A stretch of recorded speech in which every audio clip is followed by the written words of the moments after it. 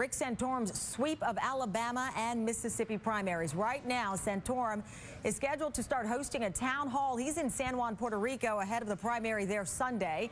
He met earlier with the governor. Meantime, Mitt Romney has not said a word publicly since his losses in the South. His campaign did issue a statement congratulating Santorum. Romney, by the way, is in New York for fundraisers and is attempting to fight the perception problem as he struggles against the underfinanced and underorganized Santorum. Newt Gingrich campaigns later today in Illinois, which holds the next big Republican contest next week. He's carrying on despite heavy pressure from Santorum and many others for him to drop out. The time is now for conservatives to pull together. The best chance to win this election is to nominate a conservative to go up against Barack Obama, who can take him on every issue. This is proportional representation. We're going to leave Alabama and Mississippi with a substantial number of delegates, increasing our total going towards Tampa. Let me bring in our News Nation political panel. Nationally syndicated radio talk show host and MSNBC contributor Michael Smerconish, nationally syndicated radio talk show Steve Deace, who looks like he's on Twitter or something with us. Thank you for joining us. And Washington Post deputy national political editor Ann Kornbluth. Michael, I'll start off with you. You've been talking to people on the radio all day long. What are they saying about last night? Well, if you're waiting for a moment where there's going to be a day after and we're going to say, holy smokes, Mitt Romney really cleaned up last night, that day is never going to happen. It just is a reflection of the current composition of the Republican Party, where there has been an exodus of those who are moderates. And so, you know, he's winning ugly, and that's the way he's going to continue to win. And I don't happen to subscribe to the theory that if Newt Gingrich gets out, Rick Santorum can necessarily overtake him, because I think the math is now on Romney's side. Yeah, but Ann, listen, we had the headline, the last vote, winning ugly. We've heard this before.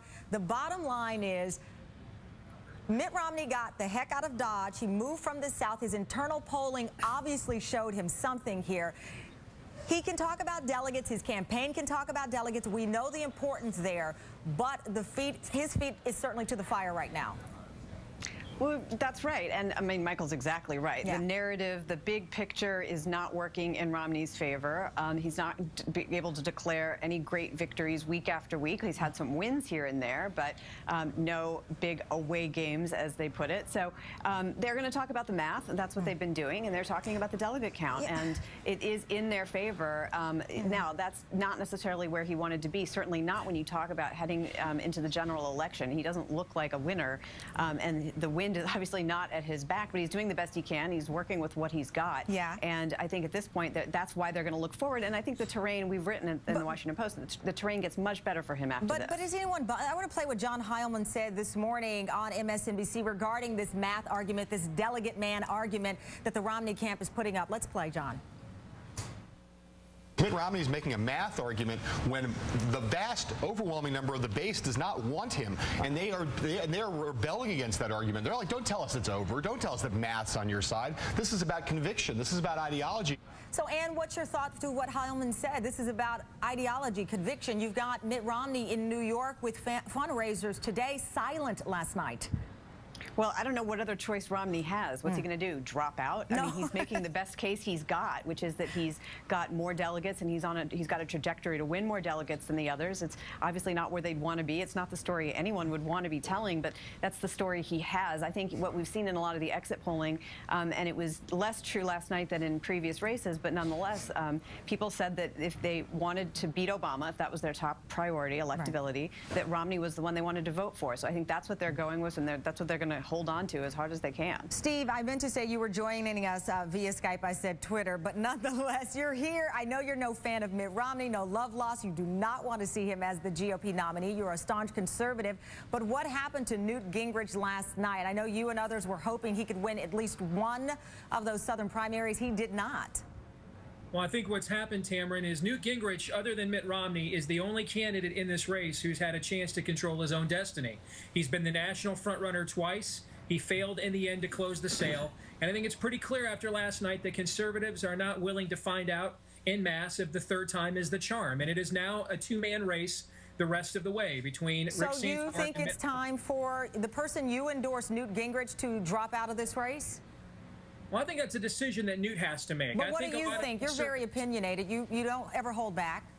Well, I think it's not as simple as Michael is correct. The delegate math is not as simple as if Newt drops out, that increases Santorum's chances, because we're dealing here with a finite number of delegates, 2,286. Any delegate that would have gone to Newt or Santorum wasn't going to go to Romney anyway. The real question is, can Romney get to 1,144? And, you know, I did more of the math again this morning, and I find that if Santorum wins Pennsylvania, it is mathematically impossible for Romney to get to 1144 before June 5th. And in fact, I have him going all the way to the final primary in Utah on June 26th before he can get to 1145. So I think this is more about whether or not the base wants enough of Romney to let him get the nomination before the convention than what happens with Newt Gingrich now the rest of the way. If I were Newt, I would try to find a way to make my influence felt one last time by backing Santorum, lest he find himself in the position Ron Paul is in, where maybe voters and the media just find him increasingly irrelevant the rest of the Let me bring Michael back, because you just heard Steve Deace talk about, Michael, the possibilities of a big outcome for Rick Santorum. The early polling, Quinnipiac, shows Santorum has a wide lead in Pennsylvania, 36%, Romney with 22%. You know Pennsylvania, that's your home turf. What do you make of those numbers and how this certainly could solidify Santorum as the front runner?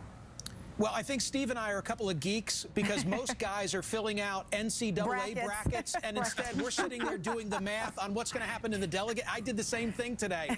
In Pennsylvania, here's the bottom line. It favors Rick Santorum for a primary, but not for a general.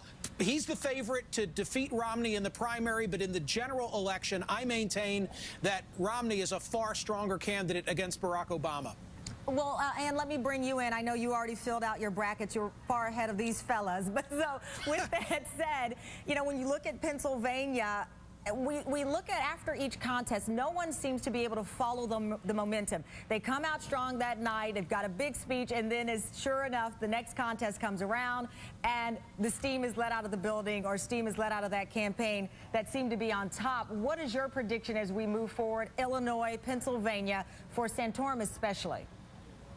Well, I mean, I agree with Michael, certainly, that Santorum has a better shot with Pennsylvania in the primary than in the general, though, you know, that's a completely different can of worms. You're right. There has been no momentum for anybody, and it's hard to see now which states would actually provide it. If you couldn't get it on Super Tuesday, if you couldn't get it really coming out of the South, each state has been one by one. Now, you know, as a print reporter, I'm a little relieved, because I hate it every 4 years when somebody has Joe-mentum, or we have a name that's a Newt-mentum. So at least we're skipping that this time, but it does mean that it's we have two different storylines here. One storyline is about the, you know, effect of each race on the next set of races, and then there's the delegate count, and they are in some senses completely unrelated. They're just two different stories about the campaign, sometimes at odds. Steve, I'll bring you in one last time from the bubble, literally, that we've got you in.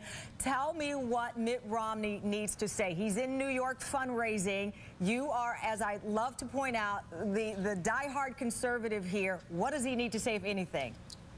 I don't think there's anything he can say. I think the die is cast.